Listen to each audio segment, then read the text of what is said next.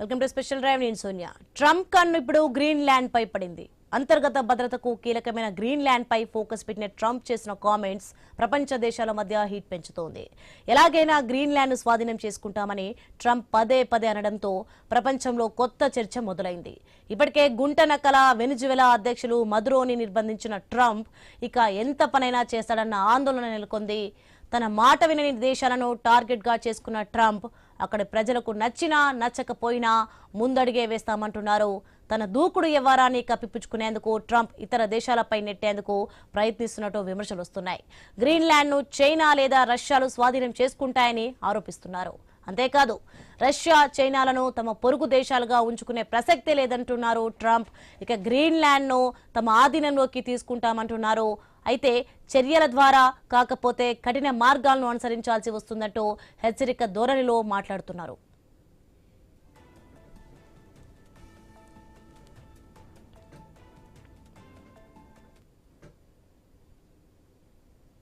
ఇక ఇప్పటికే China రష్యాలపై మండిపడుతున్న Trump ఆ దేశాల నౌకలు గ్రీన్లాండ్ ను చుట్టుముట్టాయంటున్నారు.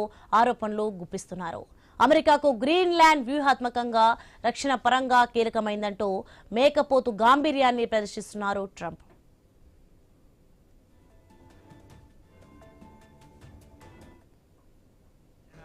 We are going to do something on Greenland, whether they like it or not, because if we don't do it, Russia or China will take over Greenland, and we're not going to have Russia or China as a neighbor.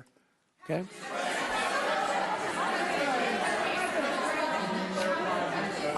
I would like to make a deal, the easy way, but if we don't do it the easy way, we're going to do it the hard way. Right now, we are going to do something on Greenland, whether they like it or not, because if we don't do it, Russia or China will take over Greenland, and we're not going to have Russia or China as a neighbor. Okay?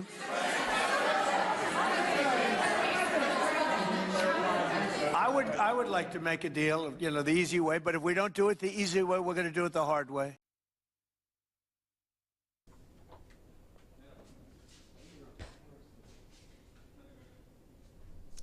ఇక Trump మాటలకు America ఉపాధ్యక్షుడు JD Vance సైతం వంత పాడుతున్నాడు. Greenland పై hot comments ఇచ్చారు. Greenland విషయంలో ఐరోపా దేశాలు serious గా తీసుకోవాలంటూ నిద్రపోతున్న దేశాలను కూడా ఎదగొస్తున్నారు వాన్స్.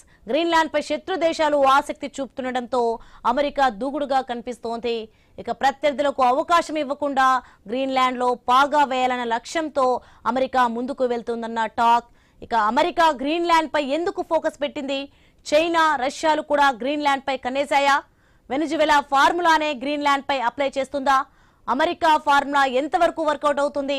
గ్రీన్లాండ్ పై నాటో దేశాలు ఏమంటున్నాయి? జేడీ వాన్ ఐరోపా దేశాలను నిద్రలేపుతున్నారా? అమెరికాపై చైనా రష్యాలు ఉమ్మడిగా రంగంలోకి దిగుతాయా? చైనా రష్యాలు ఏకమైతే అమెరికా పరిస్థితి ఏంటి? ట్రంప్ చర్యలను అమెరికన్లు ఎంతవరకు సమర్థిస్తారు? దౌర్జన్యాలనే ట్రంప్ ఎంచుకుంటున్నారా?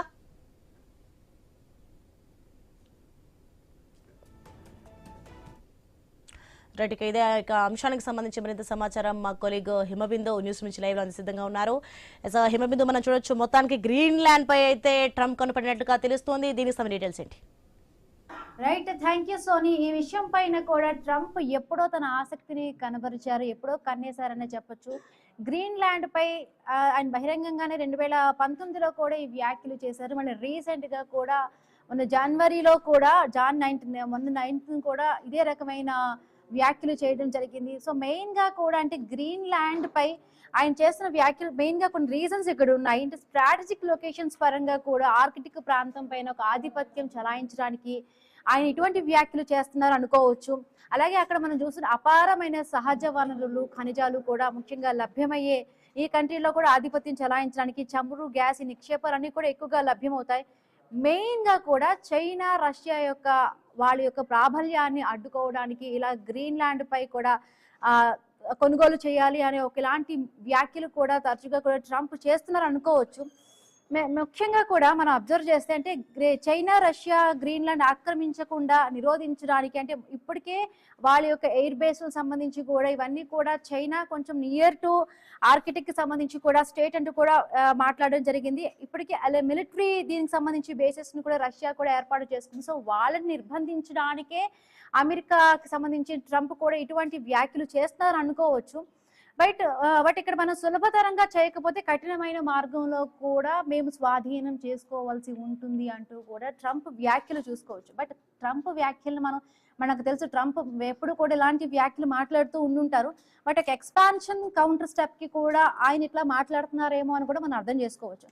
సో ఇక్కడ కొన్ని మనం చూసుకుంటే ఇప్పుడు వెనిజులా లాగానే కూడా గ్రీన్లాండ్ పై కూడా ఆయన ఆధిపత్యం జలాయిస్తారంటే నాట్ ఎట్ ఆల్ అవ్వదు. ఎందుకంటే ఇక్కడ అసాధ్యం అనే చెప్పుకోవాలి. గ్రీన్లాండ్ అనేది ఒక డెన్మార్క్ లో భాగము, అది నాటో సభ్యత్వం అంటే నార్త్ అట్లాంటిక్ ట్రీటీ ఆర్గనైజేషన్. అంటే ఈ కంట్రీలో భాగమైన వాటికి అంటే ఇంకో నాటో సభ్యత్వం కలిగిన దేశాలు ఇంకొక నాటో సభ్యత్వం కలిగిన దేశాలపై ఎప్పుడు ఆధిపత్యం చలాయించడానికి అసలు రూల్స్ అనేవి ఉండవు. ఆ తర్వాత ఇంకొకటి ఏంటంటే నాటోకి రక్షణ బలం ముఖ్యంగా కూడా ఇక్కడ మనం అబ్జర్వ్ చేస్తున్నాం, గ్రీన్లాండ్ కి నాటో రక్షణ బలం బాగా ఉంటుంది. వెరాస్ ఇక్కడ రాజకీయంగా కూడా వెనిజులా మనం అబ్జర్వ్ చేసి చాలా బలహీనమైన కంట్రీ, ఆర్థికంగా కుంగిపోయిన కంట్రీ, నాటో రక్షణ అనేది అక్కడ లేదు, కనిపించలేదు. సో ఇక్కడ కంప్లీట్ గా మన గ్రీన్లాండ్ చూసుకుంటే నాటో రక్షణ ఉంది, అలాగే అంతర్జాతీయ చట్టాల రక్షణ కూడా ఉంటుంది.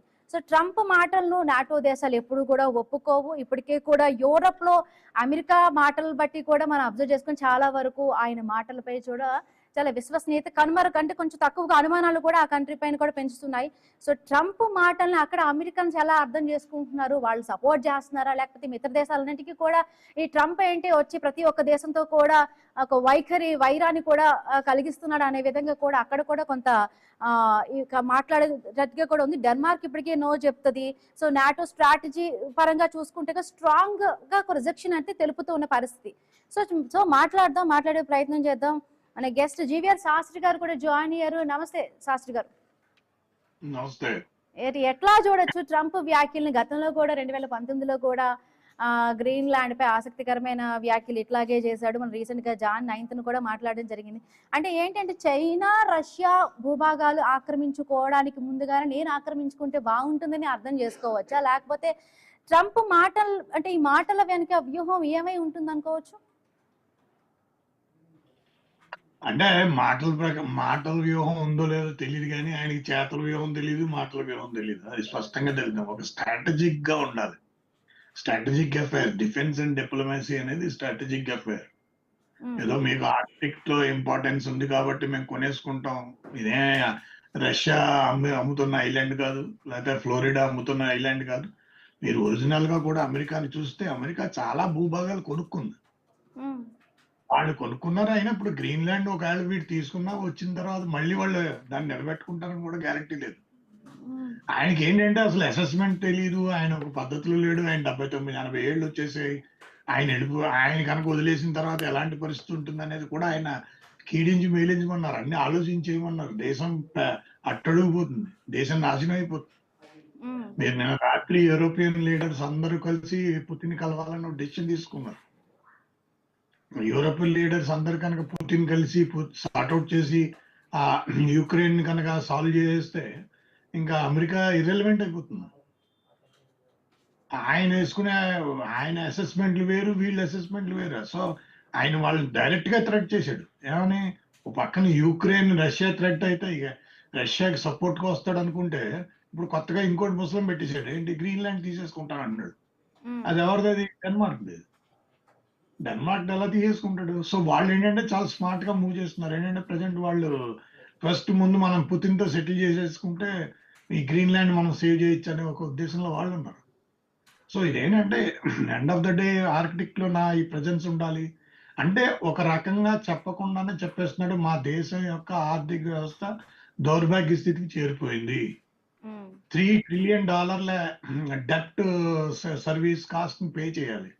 $38 trillion డెప్ట్. అది దానికి సర్వీస్ కాస్ట్ ఎంత? డెప్ట్ సర్వీస్ కాస్ట్ $3 trillion. ఆయన ఈసారి $1.5 trillion డిఫెన్స్ బడ్జెట్ పెడదామని చూస్తున్నాడు. అంటే ఏంటి, మొత్తానికి ముంచేద్దామని చూస్తున్నాడు. ఆయన ఆర్థిక వ్యవస్థ కాదు, దేశాన్ని నడపాలంటే ఒక ఆర్థికవేత్తలు నడుపుతారు. వాళ్ళకే తెలుస్తుంది. ఇంకెవరికి తెలియదు కూడా. అర్థం అవ్వదు. అది అర్థం అవ్వాల్సిన పరిస్థితి అర్థం అవ్వదు. తర్వాత చేతులు ఎత్తారు. ఇప్పుడు శ్రీలంక, జపాన్ వాళ్ళ వీడు కూడా ఎత్తేస్తాడు. మొత్తం అమెరికా ఆల్రెడీ ఎత్తేసే పరిస్థితికి వచ్చేసింది. ఏంటంటే వాళ్ళ గ్లోబల్ కంపెనీస్ కి, అమెరికన్ కంపెనీస్ కి తేడా తెలియదు ఆ ప్రెసిడెంట్ కి. అక్కడ అమెరికాలో ఉన్న కంపెనీస్ అన్ని గ్లోబల్ కంపెనీస్, అమెరికన్ కంపెనీస్ కాదు అవి. ఆయనకి మెయిన్ ప్రాబ్లం ఏంటంటే అక్కడ టెక్సస్ లోను, కాలిఫోర్నియాలోను ఉన్న అండర్ రిఫైనరీస్ కి రిచ్ థిక్ క్రూడ్ ఆయిల్ ఇవ్వాలి. ఆ థిక్ క్రూడ్ ఆయిల్ ఎక్కడి నుంచి వస్తుంది? వెనిజులా, లేదంటే కెనడా, రష్యా. ప్రస్తుతానికి వాళ్ళు కెనడాతో వస్తుంది. ఆ కెనడాతో ప్రాబ్లం అయింది. కెనడా టారిఫ్స్ వేసింది. దాని మూలన అది $55 క్రాస్ అయిపోయింది. రిఫైనరీకి రా మెటీరియల్ లేవు. 100 రిఫైనరీలు మూతపడిపోయే పరిస్థితి వచ్చింది. అందులో జార్జ్ డబ్ల్యూ బుష్ 30-40 రిఫైనరీలు జార్జ్ డబ్ల్యూ బుష్ వాళ్ళ పార్టీ వాడు డిప్లొమాటిక్ వీళ్ళ పార్టీ వాడే. సో దీని మూలన డెమోక్రాట్స్ పార్టీ వాడికి సంబంధించిన మూలన ఏమవుతుందంటే వాళ్ళకి చాలా ఇబ్బంది అయిపోయింది. సో వెనిజులా మీద యుద్ధం రేటింగ్ చేశారు. పాత అమెరికన్ ప్రెసిడెంట్ తెలియక, పాత అమెరికన్ ప్రెసిడెంట్ అందరికీ తెలియక, చేతకాక లాటిన్ అమెరికన్ కంట్రీ అలా ముట్టుకోవడానికి లేదే. వాళ్ళందరూ వాళ్ళంతా మలేషియా, వాళ్ళు మామూలు మనుషులు కాదు. మీరేం అక్కడికి వెళ్ళి బూట్స్ ఆన్ ద గ్రౌండ్ మీరు చేసేది ఏమి ఉండదు. ఇవన్నీ పేరుకే. వాళ్ళు చాలా పవర్ఫుల్ గా రివర్స్ అయిపోతారు. ఎందుకంటే లాటిన్ అమెరికన్ కంట్రీస్ పాపులేషన్ మీకు లేబర్ క్లాస్ అంతా అమెరికాలో ఉన్నదంతా వాళ్ళే లాటిన్ అమెరికన్. అంటే శాస్త్రి గారు, అంటే ఒక నాటో దేశానికి భూభాగానికి చెందిన ఒక కంట్రీ, ఇప్పుడు అమెరికా కూడా ఒక నాటో దేశంలోనే ఒక సభ్యత్వం ఉన్న దేశం. సో ఒక నాటో కంట్రీకి సంబంధించి ఇంకొక నాటో దానికి సంబంధించి కూడా మాట్లాడడం ఎంత వరకు కరెక్ట్? అంటే ఏం మెసేజ్ ఇస్తున్నట్టు? ఆయన పట్టించుకోవట్లేదు కదా. ఆయన ఏమంటున్నాడు, మేము నాటో ఉపయోగపడుతున్నాం కానీ నాటో మాకేం ఉపయోగపడలేదు, మేము ఎందుకు డబ్బులు కట్ చేయాలి? ఆయన 66 ఆర్గనైజేషన్ నుంచి, యునైటెడ్ నేషన్స్ నుంచి కూడా బయటకు వెళ్ళిపోయాడు ఆయన. ఆయనకి చాలా స్పష్టం. మీరు అర్థం చేసుకోవాల్సింది అండర్ ద లైన్ ఏంటంటే కాస్ట్ సేవింగ్ లోకి వెళ్ళిపోయాడు అమెరికా. అంటే వాళ్ళ ఆర్థిక వ్యవస్థ చర్మ స్థాయికి వచ్చేసింది. ఆయన ఆయిల్ దోచుకుంటున్నాడు. స్పష్టంగా చెప్తున్నాడు ఏంటంటే, నేను ఆయిల్ దోచుకుంటాను, మీకు కూడా ఇస్తాను, కొంత ఇస్తాను, మా రిఫైనరీస్ వచ్చి, మా వాళ్ళు వచ్చి మీ దగ్గర సెట్ చేస్తారు అన్నాడు. నువ్వెవరు చేయడానికి? వాళ్ళ దేశానికి ఈ సంబంధం లేదు కదా. ఎంతకాలం ఇది అంటే ఏంటి? వాళ్ళకి అదే యాటిట్యూడ్. అది సిరియాలో అలాగే చేశారు. ఇరాన్ చేద్దాం అనుకున్నారు, ఇరాన్ లో పడలేదు, ఇరాక్ అయిపోయింది, అన్ని దోచేయడం అయిపోతుంది. వాళ్ళకి దేశం అంటే ఇండైరెక్ట్ గా డైరెక్ట్ గా మా అమెరికా దేశం మేము ఇతరుల దేశాల యొక్క సహజ వనరులు దోచుకుని మేము మా మనుగడకు సాగిస్తున్నాం, ఇన్నేళ్లు ఇలా సాగించాం. అది జరగడం అనేది. అంటే ఎక్కడో డిజాస్టర్ అయిపోయింది. అమెరికన్ డిజాస్టర్ అయిపోయింది, అందరికీ తెలుసు. అది ఎకనామికల్ డిజాస్టర్ అనేది ఆల్రెడీ ఫేస్ చేశారు. ఎందుకంటే వాళ్ళు చేసిన బిగ్గెస్ట్ ప్రాబ్లమ్స్ అంటే ఇరాక్ లో యుద్ధం, సిరియాలో యుద్ధం, ఆఫ్ఘనిస్తాన్ లో యుద్ధం, ఇలా యుద్ధాల్లోకి వెళ్ళిపోయి వాళ్ళు చాలా డబ్బులు ఖర్చు పెట్టారు. అంటే ఇప్పటికే అమెరికా చాలా వరకు కూడా అప్పుల్లో ఉంది, $3 ట్రిలియన్ నష్టాల్లో కూడా ఉంది. బట్ అమెరికా పరిస్థితులు బాగాలేవు. అయినా కూడా ట్రంప్ ఇలాంటి మాటలు మాట్లాడడం, అంటే మిత్రంగా ఉన్న దేశాలను కూడా ఆయన అందరితో కూడా శత్రుత్వం పెంచుకోవడం, అంటే అమెరికన్స్ నుంచి ఇప్పుడు ట్రంప్ మాటలపై కూడా ఎట్లాంటి రియాక్షన్స్ వస్తున్నాయి? ట్రంప్ కి లోకల్ గా ప్రాబ్లం అమ్మా. ట్రంప్ కి అతనికి ఏంటంటే, అతనికి ఎఫిస్టిన్ ఫైల్స్ లో అతను ఉన్నాడు, అతను ఇన్వాల్వ్ అయ్యాడు. అతని క్యారెక్టర్ వైజ్ అతను నిలబడే పరిస్థితి అతను కనబట్టలేదు, అతని వైఫ్. సో దాని మీద డిస్కషన్లు, డిబేట్లు అయిపోతే మొత్తం అమెరికా అంతా అతలాకుతలం అయిపోతుంది. ఆ ఫైల్స్ వచ్చేసినాయి. దాని నుంచి రోజు ఏదో ఒక ఇది పెట్టి అమెరికాకి ఏదో పెద్ద చేస్తున్నానని ఒక టైం పాస్ కార్యక్రమం. అది అంతకు మించి ఏం కాదు. టైం పాస్ కార్యక్రమం. అది disaster. It leads to a disaster. ఆయన ఆల్రెడీ చేసాడు. ఇంకా ఆయన చేతిలో ఒకటి గుర్తుపెట్టుకోమ్మా, ఏ వ్యవస్థ పడిపోయినా పైకి లేపచ్చు, కానీ అర్థశాస్త్రం పడిపోతే పైకి లేపలేదు. ఎవరు లేపలేరు, భగవంతుడు కూడా లేపలేడు. ఏ శాస్త్రం పడిపోయినా పైకి లేపచ్చు మళ్ళీ, కానీ ఈ శాస్త్రం, అర్థశాస్త్రం పడిపోతే లేపడం అనేది ఎవరి వల్ల కాదు. సో ఆయనకి అర్థశాస్త్రం పడిపోయిందని ఆయనకి తెలుసు, ఆయనకి చేత కాదు. ఆయనకి చేత కావాలని పోతుంటే ఏం చేస్తున్నాడు? ఇప్పుడు ఏంటి, మనకి డబ్బులు తక్కువ అయితే ఇతరుల ఇంట్లోకి వెళ్ళి దొంగతనం చేసుకుని తెచ్చుకోవాలి అంతే. అదే చేస్తున్నాడు ఆయన. ఆయిల్ తెచ్చేసుకుంటున్నాడు వెళ్ళి. అది చాలా బ్లంట్ గా చెప్పేస్తున్నాను. నేను కూడా ఒక ఆర్థికవేత్తను కాబట్టి చెప్పేస్తున్నాను. సో ఆయన ఏంటి కెనడాతో సెట్ అవ్వలేదు. కెనడా వాళ్ళు కూడా టారిఫ్స్ వేసేసారు. వాళ్ళని కూడా 51 స్టేట్ కింద డిక్లేర్ చేస్తారన్నాడు. ఇలా ఎంతకాలం అని ఎంతమందిని డిక్లేర్ చేసేస్తావు? అది జరిగే పని కాదు. ఇరాన్ కూడా ఇచ్చేస్తారన్నాడు. ఇండియాతో మనతో కూడా సంబంధాల కోసం లేదు మన కూడా ఇచ్చేసి టారిఫ్స్ అని ఆయన టెరిఫ్స్ అని ఎవడో పిచ్చోడు చెప్పాడు. అసలు టారిఫ్స్ దగ్గరికి వెళ్ళాడంటే ఇనెబిలిటీ అండ్ ఇన్కాంపిటెన్సీ అంటే ఏంటి? అతనికి చేతకాంతనంతో చేసే పని అది. మనం పేక ఎప్పుడు నొక్కుతామమ్మా? అవతలాడి మాట మనం వినకపోతే మన దగ్గర ఇంకే ఆప్షన్ లేనప్పుడు అవతలాడి పేక నొక్కుతాం. ఆ పేక నొక్కడానికి ట్రై చేస్తున్నాడు. ఈయనకి తెలియదు is the global leader. Global leader అంటే America is representing global country. అన్ని గ్లోబల్ కంపెనీస్ అక్కడ ఉన్నాయి. అవి రిప్రజెంట్ చేస్తాయి. అన్ని కంట్రీస్ యొక్క కంట్రిబ్యూషన్ వల్ల అమెరికా నిలబడింది. ప్రతి అలానే country శాస్త్రి బయటకు గారు అంటే ఇప్పుడు ఒక నాటో భూభాగం పైన ఇలాంటి వ్యాఖ్యలు చేస్తే అంటే ఇంకొక కంట్రీ కూడా ఇట్లా మాట్లాడే అవకాశం ఉంటుంది కదా, అలాగే అంతర్జాతీయ చట్టాలు ఏం చెప్తున్నాయి? ఇంకా అంతర్జాతీయ చట్టాలు అనేది వాల్యూ లేదు కదా తల్లి. ఇప్పుడు మీ హస్బెండ్ ప్రెసిడెంట్ ని వైఫ్ ని పట్టుకొచ్చేసాడంటే ఇప్పుడు రేపు పొద్దున మనకి యూనస్ నప్పడం ఆయన వైఫ్ ని మనం పట్టుకొచ్చేసుకుంటే మనం ఎవరు కాదంటారు? ఎవడు కాదనలేడు. ఇప్పుడు ఆయన అదే అన్నాడు చూడు. నేను రాత్రి ఏమన్నాడు? యుక్రెయిన్ రష్యా ఏం చేస్తుందో నాకు తెలియదు, అలాగే తైవాన్ చైనా ఏం చేస్తుందో నాకు తెలియదు అంటున్నాడు. ఆయన యుద్ధాలకు వెళ్ళడం అనేది జరగదమ్మా. ఆయన ఇప్పుడు ఇరాన్ మీద కానీ ఎక్కడికైనా అమెరికా అనేది యుద్ధం చేయదు, గుర్తుపెట్టుకోండి. ఎందుకంటే అస్సలు అమెరికా యుద్ధం ఎందుకు చేయదంటే అమెరికా ఎక్కడికైనా వెళ్ళినా రాత్రి కొట్టేసి పొద్దుకు వచ్చేస్తారు. అక్కడ ఉండరు. ఎందుకంటే వాళ్ళ దగ్గర డబ్బులు లేవు. సో వాళ్ళకేంటి ఇప్పుడు ఎక్కడైనా దోచుకునే వ్యవహారం ఉందా అని చూస్తున్నారు. అందుకే ఆయన చేశాడు $1,00,000 ఇస్తాం అనుకుంటున్నాడు. ఒక ఎవ్రీ సిటిజన్ ఈ విల్ గివ్ $1,00,000 ఫర్ గ్రీన్లాండ్. ఆ 40 లక్షల మందికి 30 లక్షల మందికి అది ఇచ్చేస్తే గొడవ వెళ్ళిపోతుందనే ఉద్దేశంలో ఉన్నాడు ఆయన. అదైతే మొత్తం గ్రీన్లాండ్ తీసుకొచ్చాను. కానీ అది జరిగే పని కాదు. డెన్మార్క్ ఏంటి ఆ కంట్రీస్ అన్ని ఒప్పుకోవాలి. అది జరిగే పని కాదు. రేపు పొద్దున ఇటలీ బాగుందంటాడు, ఇటలీ నాదంటాడు, లేదా యూకే నాదంటాడు. సో అంటే ఏంటంటే ఈ సామ్రాజ్యవాదం ఉంది చూసారా, ఈ చైనా వాళ్ళు చేసిన పనికి. అంటే ఇప్పుడు ఏంటి, చైనా వాళ్ళు కూడా అలాగే చేస్తున్నారు. అరుణాచల్ ప్రదేశ్ మందంటాడు.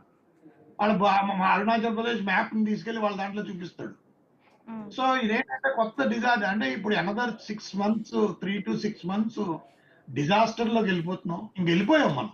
ఇంకా ఆప్షన్ లేదు. ఎందుకంటే ఆయన ఎప్పుడైతే ఆ షిప్స్ ని ఇచ్చేసాడో ఆ 40 షిప్లు పట్టుకోవాలి. ఇప్పుడు ఆయన 40 షిప్ల కోసం ఆయన రాత్రి అనక పగలనక వాళ్ళు కష్టపడుతున్నారు. 2 దొరికినాయి. కథమా 38 ఎక్కడ ఉన్నాయో వెతుకుతున్నారు. అన్ని వెనిజులా నుంచి ఆయిల్ పట్టుకుపోయి చైనాకి అమ్ముతున్నారు. ఆ చైనా తక్కువ కొనుక్కొని ఆ చైనా వాళ్ళు అప్పుల రూపంలో ఇతర దేశాలకి డెట్ ట్రాప్ చేస్తున్నారు. సో ఇవంతా ఏంటంటే ఒక డీప్ స్టేట్ స్ట్రాటజీ. ఆ స్ట్రాటజీలో అమెరికా కూరుకుపోయింది. అమెరికా కూరుకుపోవడం ఏమైందంటే ఇప్పుడు బయట పడ్డం అనేది జరగదు. అది జరిగే పని కాదు.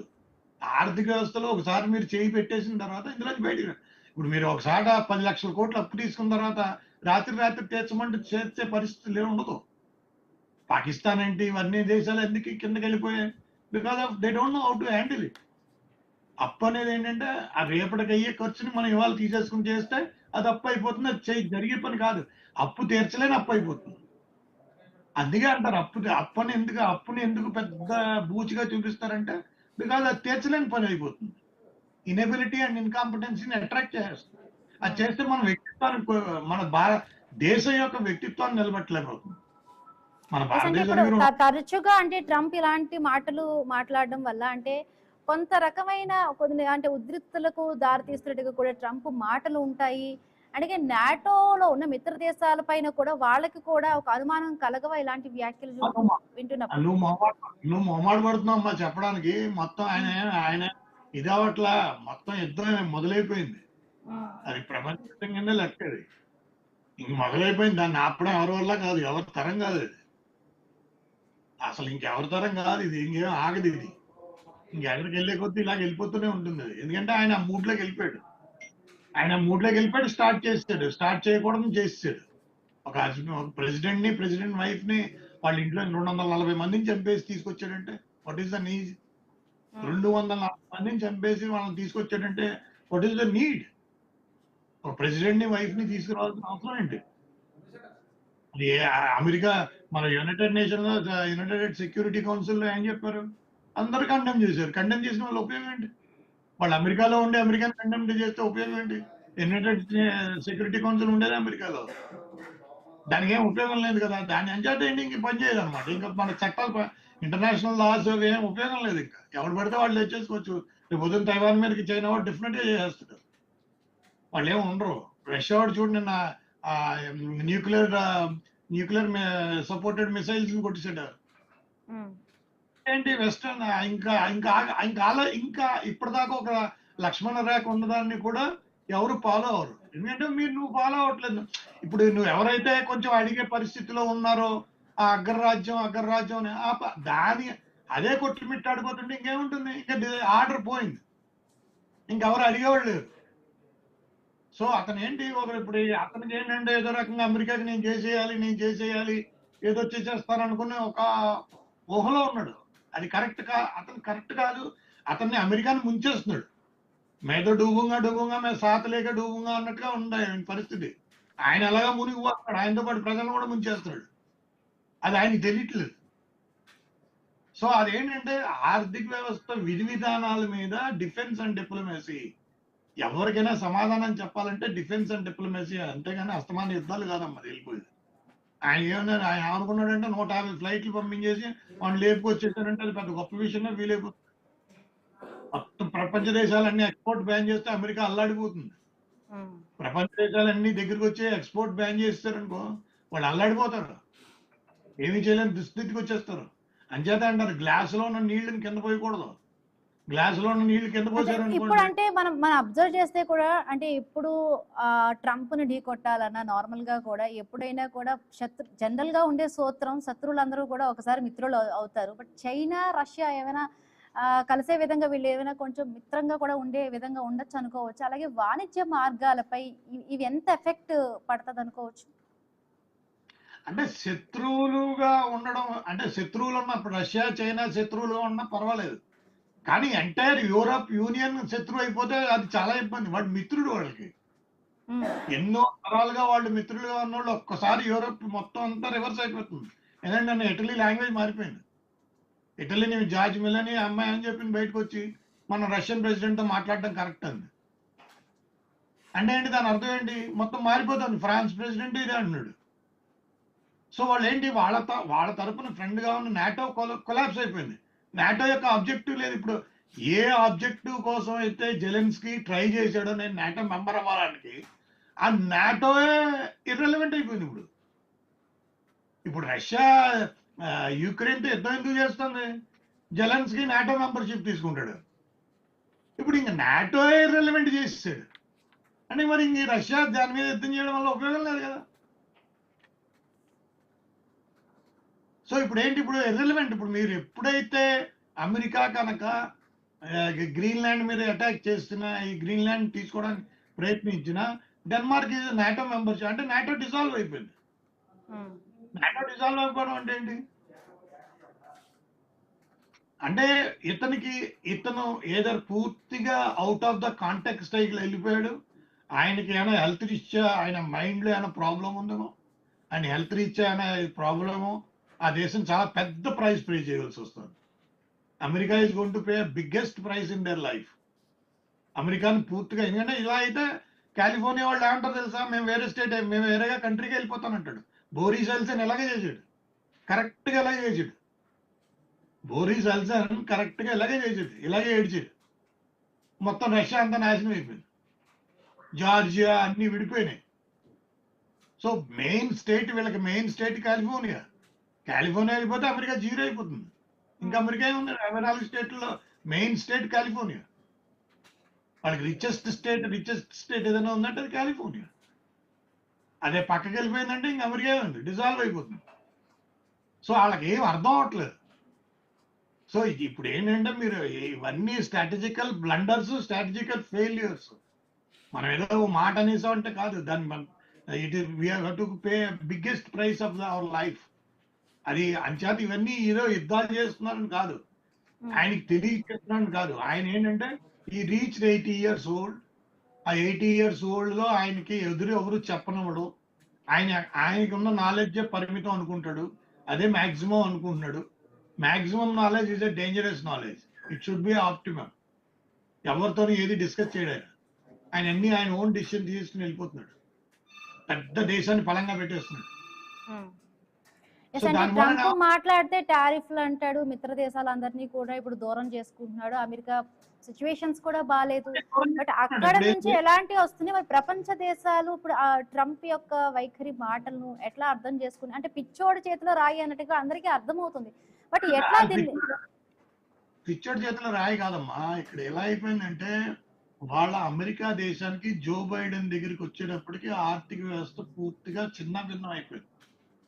వాళ్ళకి $38 ట్రిలియన్ లేనిపోని యుద్ధాలన్నీ క్రియేట్ చేసుకుని వాళ్ళు ఏది సాధించలేదు. అందులో మెయిన్ గా ఆఫ్ఘనిస్తాన్ లో వాళ్ళు పెట్టిన పెట్టుబడి చాలా వాళ్ళకి సంబంధించిన $2 ట్రిలియన్ ఆయుధ సంపత్తిని వదిలేసి వెళ్ళిపోయారు. ఆఫ్ఘనిస్తాన్ లో విపరీతమైన ఆయుధాలు ఉన్నాయి.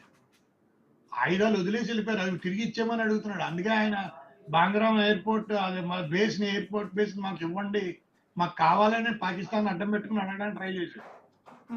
వాళ్ళు తాలిబాన్ ఒప్పుకోవట్లేదు. తాలిబాన్ మందు తప్పితే ఇంకా మనతో తప్పితే ఎవరితో మాట్లాడుకోవాలి. తాలిబాన్ ఓడించడం ఎవరితరం కాదు. రష్యా ఓడిపోయింది, బ్రిటన్ ఓడిపోయింది, యుఎస్ ఓడిపోయింది, అందరూ ఓడిపోయారు. ఎందుకంటే ఆ టెర్రీన్ అటువంటిది, ఆ జియోగ్రఫికల్ టెర్రీన్ అటువంటి దాంట్లోకి వెళ్ళి మనం ఫైట్ చేసేంత స్టోరీ ఎవరికి ఉండదు.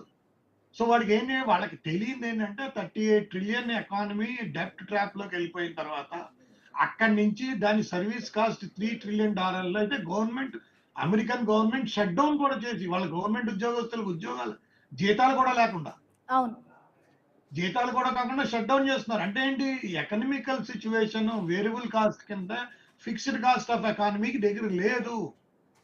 ఫిక్స్డ్ కాస్ట్ రికవరీ చేసే పరిస్థితి లేదు. ఫిక్స్డ్ కాస్ట్ కంట్రిబ్యూట్ చేసే పరిస్థితిలో స్టేట్ లేదు, అమెరికా లేదు. $3 trillion service cost towards the debt. అది చేయని పరిస్థితి వచ్చింది మూలని వీళ్ళకి ఏంటంటే ఆయన ఏదో రకంగా అందరి మీద ప్రెషర్ పెట్టేసి మనం డబ్బులు అందుకే $1,00,000 నీకు H1B వీసా $1,00,000 లేదంటే కంపెనీ $2,00,000 ఎందుకు అంత నీకు? నువ్వు అంత రిచెస్ట్ కంట్రీ కదా నువ్వు. కానీ ఎందుకంటే దాని అర్థం ఏంటి, అదేంటంటే desperation to sustain the economy. Desperation అనమాట, విపరీతమైన డెస్పరేషన్. ఆయన అవసరమైతే శ్రీలంక వాళ్ళు డొనేషన్ ఇస్తానంటే తీసుకుంటాడు. ఆ పరిస్థితికి వచ్చాడు ఆయన. శ్రీలంక వాళ్ళు డొనేషన్ ఇస్తానంటే తీసుకుంటాడు.